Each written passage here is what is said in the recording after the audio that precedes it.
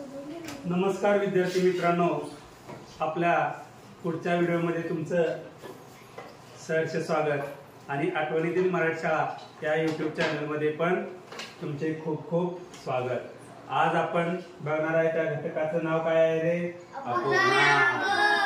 आणि आता तुम्हाला जर सांगायचं झालं सगळ्यात महत्त्वाचं तर ज्या मुलाला ज्या विद्यार्थ्याला गणितातलं अपूर्णांक आणि परिमेय संख्यांवरील क्रिया येतात, काय म्हणतो मी, अपूर्णांक आणि परिमेय संख्येवरील क्रिया येतात, त्याच विद्यार्थ्याला गणित समजले असं आपण म्हणू शकतो। आलं लक्षात?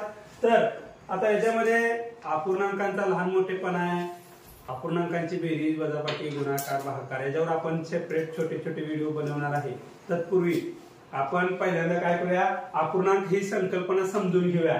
आता बघा, मी एक आकृती काढतो फळ्यावर। आमचे सर याला काय म्हणायचे? भाकरी म्हणायचे। आम्ही लहान होतो त्यावेळी, आता आम्ही मोठं झालो, तुम्ही लहान आहे, मी याला काय म्हणणार आहे? पिझ्झा। काय म्हणतो? पिझ्झा।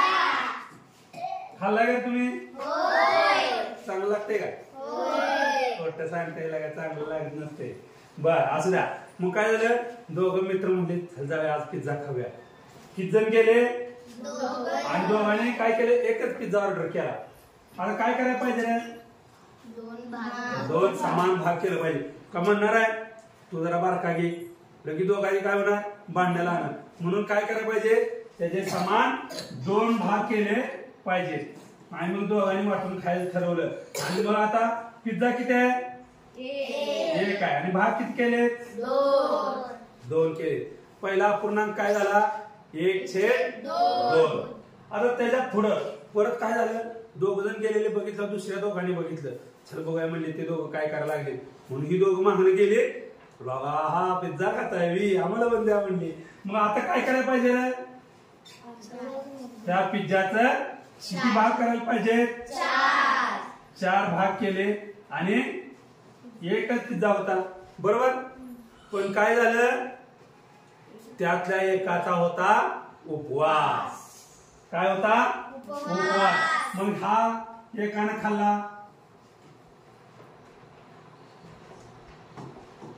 हा दुसऱ्याने खाल्ला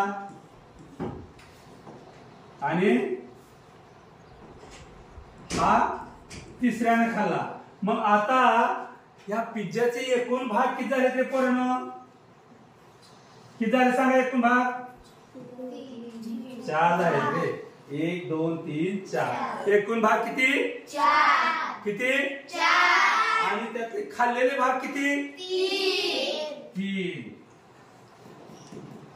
म्हणजे रंगवलेल्या भागाचा अपूर्णांक जर इथं आपण काढला तर काय मिळाला?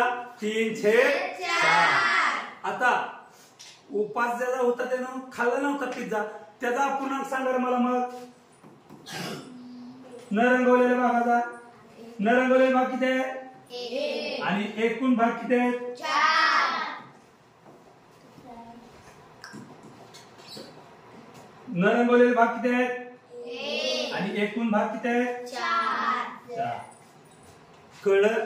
ह्याच्यावरनं आता पहिल्यांदा आपण खाल्लेले तुकडे घेतले होते, त्याचा अपूर्णांक केला 3/4 आणि न खाल्लेल्या तुकड्यांचा अपूर्णांक केला किती झालं?